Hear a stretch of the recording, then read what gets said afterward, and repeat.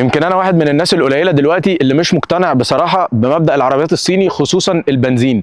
يمكن هم في الكهرباء مكتسحين شويتين ثلاثه. فهنشوف النهارده الريفيو هيبقى مختلف تماما. هنشوف العربيه ده تقدر تقنعني بكل حياديه هل الصينيين فعلا متطورين في البنزين، ولا نرجع للحاجات القديمه زي الكوري والياباني والالماني والفرنسي اللي احنا متعودين عليهم. فاهلا بيكم في ريفلاين، انا محمد الزيات، والنهارده هنعمل ريفيو للعربيه الجي اي سي امزوم جي اس 3 الفئه الثالثه، ويلا بينا. خلينا اديكم نبذه عن براند جي اي سي. بالمناسبه هو جي اي سي مش جاك زي ما معظم الناس بتغلط. جي اي سي دخلوا مصر في سنه 2023 في اواخرها، نزلوا لنا بالجي اي سي امباو، العربيه اللي اثبتت نجاح واكتساح في السوق المصري خصوصا وسط الشباب. العربيه اتشهرت جدا، فقرروا ان هم ينزلوا لنا بالاس يو في فيرجن او النسخه الاس يو في منها، وهي الجي اي سي امزوم. تفاصيل في الفرونت بروفايل، اولها الجريل الكبيره جدا عشان الاير انتيك، العربيه اللي غالب عليها الطابع الرياضي جدا. تاني حاجه الفانوس موجود، فانوس ال اي دي. الديزاين بتاعه حلو قوي وحد وكله كيرفات. العربيه يغلب عليها جدا الكيرفات والتمويجات، الحاجات اللي هي تلاقي ان بتدي شكل رياضي جدا للعربيه. لو بصينا على سبليتر باللون الجلوس بلاك او الاسود اللامع، شكلها لذيذ جدا، دي برضو بتساعد في اختراق الهواء. كل دي علامات رياضيه. لو حكمنا على الفرونت بروفايل، طبعا عندنا اللوجو وعندنا مكان للكاميرا الاماميه. العربيه فيها كاميرات 360، فدي كاميرا منهم. لو حكمنا على العربيه، ألذ حاجه في الفرونت بروفايل هتكون الفانوس اللي الديزاين بتاعه يعتبر خرافي بالنسبه لي. هو شكله كويس جدا ومدي العربيه الحديه المطلوبه جدا، ان هي عربيه نازله بغرض ان هي شكل رياضي جدا. زي ما احنا شايفين الانوار شكلها لذيذ جدا كراننج داي لايتس، وعندنا برضو الفوجات اللي موجوده تحت. اضاءه العربيه يعتبر كويسه جدا خصوصا بالليل. هنتكلم على البرفورمانس بتاعت العربيه، ودي حاجه من الحاجات اللي بتميز العربيات الصيني، ان هم بينزلوا عاده عربيات بتحس ان هي يعني مواترها قويه جدا مقارنه ببقيه عربيات السوق. فلو اتكلمنا على موتور العربيه ده، العربيه بتنزل بموتور 4 سلندر 1500 سي سي توربو، بيطلع حوالي 177 هورس باور، وبيطلع 270 نيوتن متر من العزم. كل ده متوصل على جير بوكس 7 سرعات دي سي تي، بيخلي العربيه ده توصل من 0 ل 100. مفيش ارقام رسميه قوي، بس ما بين السبع والتسع ثواني. هنشوف لما نجرب تسارع العربيه. والعربيه ده الجر امامي يعني فرونت ويل درايف. عندنا جنط العربيه كديزاين شكله مقبول جدا. الجنط مايل اكتر للرياضيه كديزاين، وحجم الجنط هو 18. عندنا برضو تاني حاجه هنلاحظها، وهي الخطوط الحاده اللي غالبه جدا في العربيه، لان العربيه نازله بغرض ان هي رياضيه. فعندنا خط حاد هنا، والخطوط والتكسيرات اللي موجوده دي برضو بتساعد في مرور الهواء، وبتدي العربيه شكل انسيابي اكتر من الجنب. تفصيله كمان لذيذه قوي في جنب العربيه، وهي الحركه ان الاكر اول ما بتفتح العربيه الاكر كلها بتطلع. حاجه كده بنشوفها في عربيات تسلا. طبعا زي ما احنا شايفين المرايات ضم، وفيها برضو الاشارات بتبقى موجوده من الجنب بشكل شيك جدا. ديزاين العربيه من الجنب بشكل عام هو لذيذ جدا ومايل للرياضيه. عندنا روف راك بلون يعتبر سيلفر، وفي حته فيه رابر بس مايله اكتر للاسود اللامع، حسها لون اسود شيك جدا. عندنا برضو النواكل اللي موجوده باللون الاسود. عندنا الحته دي موجوده فبر، كانت هتبقى طبعا ألذ لو كانت موجوده بلون اسود لامع، كانت تدي العربيه لمسه لوكجري او فخامه اكتر. وتفاصيل كمان زياده زي التفاصيل السوداء اللي موجوده هنا كخطوط وككل حاجه. بصراحه بتحس ان البراند مهتم قوي بالتفاصيل، باصغر التفاصيل. حته زي ده ممكن ما تهمش صناع كتيره، بس مؤخرا الناس بقت بتهتم بيها، زي بي ام دبليو بتحط رقم السيريز في اخر الشباك، بالذات في العربيات السيدان، زي بيحط رقم 5 على 500 و3 على 300. فدي تفصيله لذيذه جدا. ومعانا برضو تفصيله السبويلر او الحته الزياده اللي موجوده، نشوفها من ورا شكلها يبقى احلى بكتير كمان. عندنا تيل لايتس او فوانيس خلفيه تحسها 3 دي وبارزه جدا خصوصا من الجنب. يمكن انا كنت اتكلمت في فيديو الام جي 1 ان هي شبه الام زوم، وبالتالي العكس الام زوم شبه الام جي 1 خصوصا الفوانيس اللي ورا. طبعا فوانيس ليد، وعندنا مكتوب جي اي سي، وعندنا جي اس 3 وهو موديل العربيه. شكل العربيه من ورا برضو نفس التضليعات مكمله معانا زي الكيرفات اللي موجوده هنا، يعني يمكن كيرف حاد جدا. وعندنا ديفيوزر وفتحات اكزوست فيك تماما. وعندنا برضو اللمسه اللذيذه جدا، وهي الاشاره اللمبه اللي بتبقى موجوده لما بتدوس فرامل بتنور. عاده بنشوفها في العربيات السبورتي جدا زي بقى فيراري والحاجات ده، بتبقى موجوده في الديفيوزر عاده تحت. وعندنا برضو يعتبر زي سبويلر خفيف جدا موجود ومفتوح من النص، فدي برضو تفصيله مديه العربيه شكل حاد جدا من ورا. عندنا برضو ازاز معتم او فيميه خفيف موجود ورا، يمكن اتقل شويه، وعندنا من الجنب فيميه اخف. خلينا نحكم على العربيه كاكستيرير ونشوف عجبتني كحد ما بيحبش العربيات الصيني او مش ميال قوي للعربيات الصيني بصياغه تانية. بصراحه العربيه اديها كاكستيرير 7/10. العربيه طابع هجومي يعني جبار، ويدل على برضو الموتور اللي احنا اتكلمنا عليه، وهو بيطلع حوالي 170 هورس باور، وده رقم كويس جدا على الشكل الرياضي اللي احنا شايفينه. هندخل دلوقتي على نقطه العمليه، وحاجه برضو ما قلناهاش ان في كاميرا خلفيه موجوده زي الاماميه بالظبط، لان العربيه 360. فهنفتح شنطه العربيه ونبص. طبعا ده موجود زي بروتكشن لشنطه العربيه. عندنا تحت شنطه العربيه مبطنه من تحت، ولكن من الجناب مش مبطنه. سعه التخزين، ودي واحده قد تكون من عيوب العربيه من وجهه نظر ناس كتير، ان هي 340 لتر، ودي مساحه ما تخدمكش قوي لو انت واخد العربيه بغرض انك انت تسافر بيها كتير، وواخدها لغرض ان هي عائليه. وطبعا العربيه زي ما احنا شايفين مش كهرباء مانيوال، وتقدر انك انت تنيم الصف الاخير في الكنبه فتاخد سعه تخزين اكبر. اول حاجه هتلاحظها اول ما تدخل هو الكرسي موجود بلونين، في لون ازرق وزي لون اسود، مليان تطريز او ستيتشز، شكلها لذيذ جدا. الكرسي فيه سبورت كده من الجناب كويس جدا، بيحتويك وانت بتسوق. والماتيريالز اللي مستعملينها جوه يعتبر اغلبها سوفت تاتش، يعني لو بنتكلم على المقصوره اللي قدام خصوصا كلها سوفت تاتش، وعندنا لمسه باللون الازرق متبطنه كده وطريه ومليانه مليانه خطوط في كل حته باتجاهات مختلفه، دي شكلها شيك جدا. نفس الكلام على التابلو اللي قدام الشخص اللي قاعد جنب السواق. عندنا برضو مكمله حوالين الشاشه بتاعه الانفوتينمنت سيستم. عندنا التكييف، مخارج التكييف معموله باللون الجلوس بلاك او البيانو بلاك، شكلها لذيذ جدا. وحده تحكم منفصله للتكييف، عندنا فتح التكييف في مكانها الطبيعي جدا جنب السواق والناحيه الثانيه. لو بصينا على الساوند سيستم هو DTS، ده براند انا اول مره اشوفه بصراحه. سمعت يعني كومنتات سلبيه شويه على الساوند سيستم، ولكن انا لما سمعت الصوت كان مقبول نسبيا بالنسبه لي، كان كويس، ولكن سمعت شكاوي كتير منه. عندنا برضو الاوكرا موجوده بماتيريال كويس جدا، معموله باللون الكروم، وحده التحكم الطبيعيه جدا بتاعه المرايات والازاز كله. وعندنا الانفوتينمنت سيستم سكرين 10.25 انش، شكلها لذيذ جدا. هنشوف دلوقتي هنقدر نستعملها ازاي والاوبشنز اللي موجوده فيها.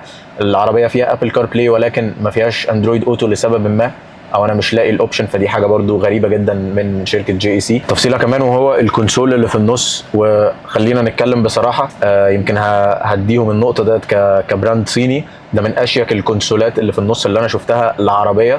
عندنا اول حاجه المكانين اللي هم المفروض للتشارجنج وايرلس، ولكن دول ما فيهمش اي شحن وايرلس خالص، بس شكلهم شيك جدا، تقدر تحط موبايلك ومحفظتك.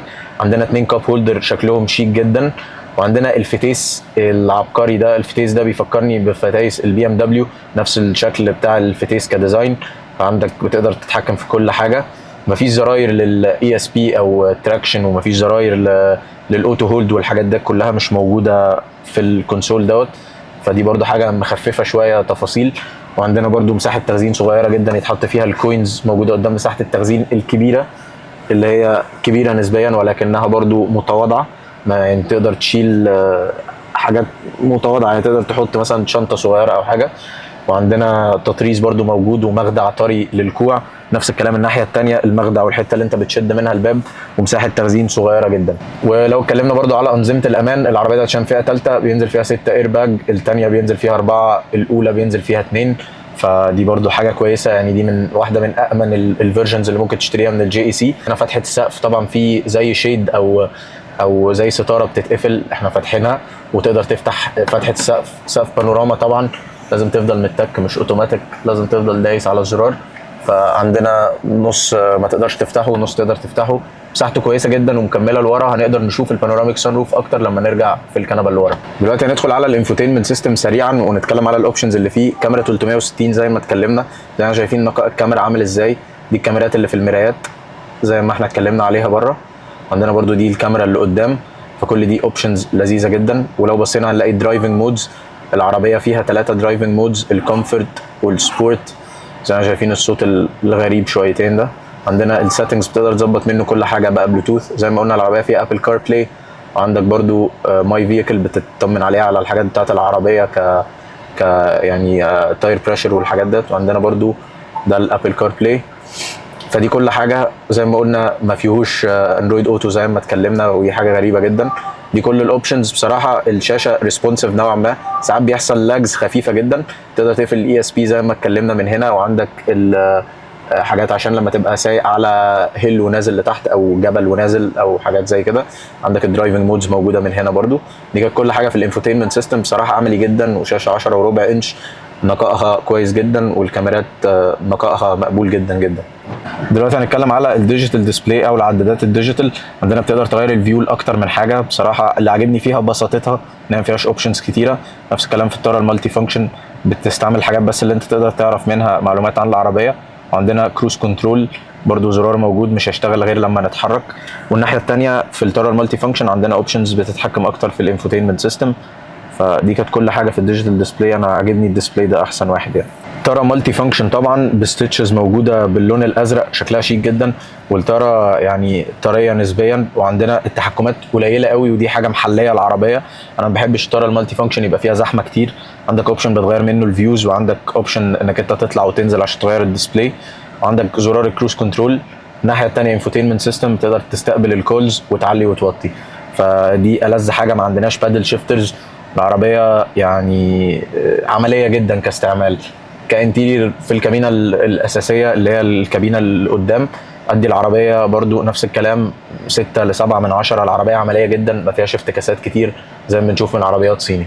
نقطه كانت مشهوره قوي بالذات في العربيه الجي اي سي امباو، لما كانت نزلت كنت انا شفت الاوبشن ده وكان لذيذ قوي. حسيت ان هم من اوائل الناس اللي عملوها، وهي مساحه التخزين اللي موجوده تحت الكونسول دي لذيذه جدا برضو. مساحه التخزين بتقدر تحط فيها يمكن شنطه حجمها متواضع جدا او حتى كبيره، شنطه ظهر. ندخل على الكنبه اللي ورا، وطريقه الركوب بتبقى صعبه شويه بسبب ان في تضليع هنا شويه بيضايق الشخص وهو داخل العربيه. لو بصينا على الماتيريال هنلاقي ان احنا بدانا ندخل في مرحله البلاستيك شويه. عندنا ده متبطن زي اللي قدام بالظبط، بنفس التطريز او الستيتشز اللي احنا اتكلمنا عليه، نفس الاكره والزرار بتاع الشباك، نفس المقبض، نفس التفاصيل اللي موجوده في الجزء ده هي اللي موجوده قدام. ولو اتكلمنا على الكرسي من قدام كلاج روم او كمساحه رجل، مقبوله جدا جدا، انا قاعد مستريح جدا والكنبه مريحه. عندنا برضو هيد روم محترم جدا. النقطه المميزه واللي تحسب لهم هي ان هم مبطنين الجزء ده ومعمول بطريقه شيك جدا، يمكن كمان مختلف عن الشخص اللي قاعد جنبك، فدي حاجه كويسه جدا. مساحات تخزين يمكن 3 موجودين بشكل شيك، ممكن تحط موبايلك ومحفظتك. وعندنا الانوار اللي موجوده ريدنج لايت، وزي ما احنا شايفين الفيو من البانوراميك سان روف كبير جدا وعملاق، استعماله هايل ولا منه راجع على دماغك، يعني هو يمكن اخر دماغك مع اخر السان روف يعتبر، فدي حاجه كويسه. لو بصينا على الكاب هولدر اللي موجوده في النص، يعني كمخدع هو بصراحه طري جدا، وعندنا 2 كاب هولدرز موجودين، فدي حاجه كويسه جدا. ميزه للعربيه تحسب جدا ان مفيش نفق فتيس. لو بصينا هنلاقي ان نفق الفتيس معدوم، فده معناه ان هي تاخد 3 اشخاص مستريح جدا. عندنا مخرج يو اس بي، وعندنا الحاجه الغريبه جدا اللي انا بصراحه ما شفتهاش في عربيات يعتبر يعني خالص لغايه دلوقتي، وهي لقطه ان مفيش غير فتحه تكييف واحده. ف يعني الناس هتقعد تتخانق على نفس فتحه التكييف، ولكن برضو معمول حواليها فريم جلوس بلاك، دي نقطه تحسب لهم جدا. التطريز موجود في كل حته في العربيه، حتى الكنبه نفس التفاصيل اللي موجوده في الكرسيين اللي قدام، بحيث ان هم دمجوهم مع بعض، نفس الماتيريال نفس كل حاجه. القعده مريحه جدا، بقدر افرد رجلي لقدام. نقطه زياده ان الحزام موجود باللون ازرق او لون مختلف شويه، يمكن لونه كويس جدا وتفصيله شيك، عامله كونتراست لذيذ جدا مع اللون الازرق اللي موجود في الكرسي، وهو نفس الحزام اللي موجود قدام.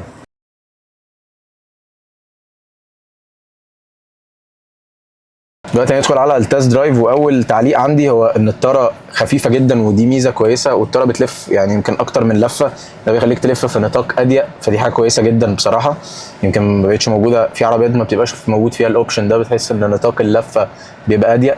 نجرب دلوقتي السواقه على كومفورت مود، هو اهدى مود، ونشوف العربيه استجابتها. احنا زي ما قلنا فتيس العربيه هو دي سي تي وات، فمفيش منه مشاكل من المفروض من اللي احنا بنسمعه. فهنشوف اداء العربيه، هنحكم عليها اكتر في الكومفورت مود كعزل وكثبات على سرعات عاليه شويه. في الملفات العربيه لذيذه جدا، استجابه الطاره بصراحه يعني مبهره بالنسبه لي. اصل الطاره خفيفه قوي على سبورت مود، دي حاجه لذيذه جدا، يعني انا مش حاسس ان انا محتاج ان انا يعني ابذل مجهود ان انا اتحكم في العربيه.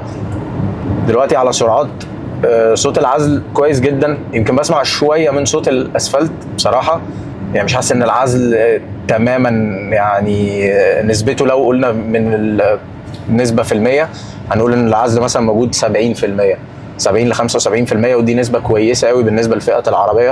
انت بتتكلم برضه في فئه سعريه في اوائل المليون، يعني العربيه دي بتبدا معاك تقريبا من اول المليون لحد مليون ونص بالاربع فئات بتاعتها او مليون 600. فكعزل طبعا حاجه محترمه جدا بالنسبه للفئه السعريه. هندوس دوسه خفيفه شويه على كومفورت ونشوف برضو مدى الاستجابه. ممكن برضو بتسمع صوت، ولكنه طبعا زي ما احنا عارفين سبيكرز، عربيه 4 سلندر. دلوقتي احنا جبنا حوالي 120 والعزل كويس جدا. في شويه صوت بس جاي من المرايات، دي الحاجه الوحيده اللي تقدر تقول عليها لما بتبتدي تزيد بالسرعه. هنجرب العربيه دلوقتي في اختبار ان احنا ناخدها على ملف ونشوف مدى استجابه العربيه. انا برضو احساسي المبدئي انا مستريح جدا في العربيه. يمكن ركبت الام جي 1 حاجه من نفس الفئه ده، لكن بصراحه جي اي سي كراحه حاسس ان هي اعلى ليفل بسيط من ام جي 1. ويعني موضوع الكرسي والسبورت اللي في الجناب ده، الكرسي طري جدا، السسبنشن بتاع العربيه وتعليق العربيه كويس جدا على ملفات زي ما احنا شايفين. الملف باخده يعني بدون اي مجهود، الموضوع كويس جدا. يمكن هي التعليق الوحيد اللي كان عندي هو العزل مش اقوى حاجه، ولكنه كويس جدا على سعر العربيه وعلى فئتها. انت برضو ما بتبقاش عايز اللي هو عزل تام، ولكن هو العزل مقبول جدا وكويس، ما بتبقاش سامع حاجه. وكفيتشرز وكاوبشنز بالنسبه للفئه الثالثه كويس جدا. كسيفتي زي ما اتكلمنا فيها اي اس بي، اي بي اس، كل الحاجات اللي انت محتاجها عشان الفرامل. عندك في نفس الوقت 6 اير باج مقارنه باول فئه كانت 2 اير باج، فكل ده كويس جدا. او لما نطلع من الطلعه ديت هنبتدي نجيب العربيه على سبورت مود وندوس شويه ونشوف التغيرات اللي هتحصل. هننقل على سبورت مود دلوقتي من السكرين. جبنا السبورت مود زي ما شايفين بتقعد تعمل صوت السفينه الفضائيه ديت. هندوس على السبورت.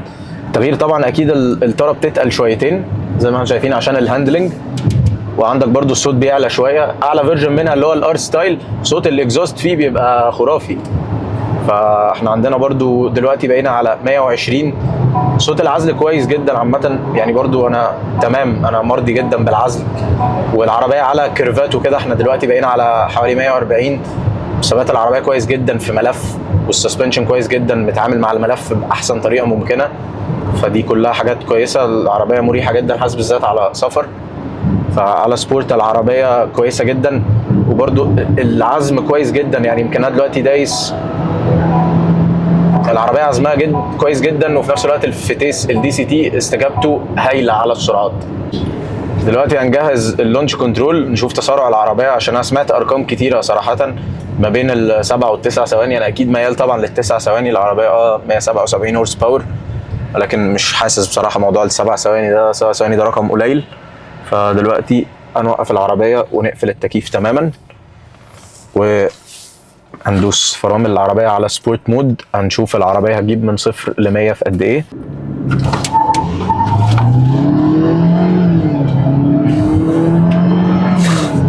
العربيه فرقت بصراحه تسارع كويس جدا. لسه واصلين ال 100 حالا، فانا اعتقد احنا جبنا مثلا ال 100 في ايه، في 8 ثواني او حاجه. برضه هنتاكد ونراجع الرقم بعد ما نخلص. ولكن تسارع العربيه كويس جدا. العربيه فرقت فيها باور كتير قوي، فرونت ويل درايف، بس الفرقه ديت يعني تدل ان العربيه فيها باور. خلينا نقول في اخر الفيديو رايي في العربيه ككل، وهل انا شايف العربيات الصيني فعلا تنافس وابتديت اقتنع بيها نسبيا ولا لا. بصراحه بعد كل اللي انا جربته كشكل خارجي وكانتيريور وكل الكلام ده، انا يعني اقتنعت نسبيا بالعربيات الصيني كتسارع. يعني الهورس باور فعلا باين في العربيه، ما بتبقاش ارقام على الورق. العربيه فعلا قويه جدا، خصوصا على سبورت مود. حاسس ان الصينيين، انا دايما بحس ان في حاجه ما اعرفش الناس هتوافقني ولا لا، زي مثل بالانجليزي بيقول لك too good to be true، او كويس قوي ان هو يبقى حقيقي. لان هم دايما بيحطوا لنا عربيات في فئات. لما بنشوف العربيات الكوري وحتى الالماني في الفئه ده، بتلاقي ان الهورس باور مثلا 120 او حاجه زي كده، تلاقي فجاه المنافس الصيني طالع ب 170 وب 180 هورس باور. انا بحس دايما ان في حاجه غلط. عارف لما تبقى حاجه كويسه قوي انها تبقى حقيقيه، فده السبب الوحيد اللي بس مخلي فيه هاجس بيني وبين العربيات الصيني. ولكن غير كده كديزاين هم طبعا يعني ابتدوا يتطوروا جدا، وكتجربه قياده بعد اللي انا جربته على الكومفورت مود في الجي اي سي، تجربه قياده كويسه جدا مريحه جدا، ما حسيتش باي حاجه، سسبنشن وتعليق كويس جدا. فدي كانت كل حاجه عن العربيه. قولوا لنا رايكم في الكومنتس، وقولوا لنا لو قدامكم الاوبشن هتشتروها ولا هتشتروا واحده من المنافسين. دي كانت كل حاجه. انا كنت محمد الزيات وانتوا كنتوا في ريفلاين. دي اكيد مش اخر عربيه، واكتبوا لنا في الكومنتس العربيات اللي عايزين نعمل عليها ريفيو تاني. سلام.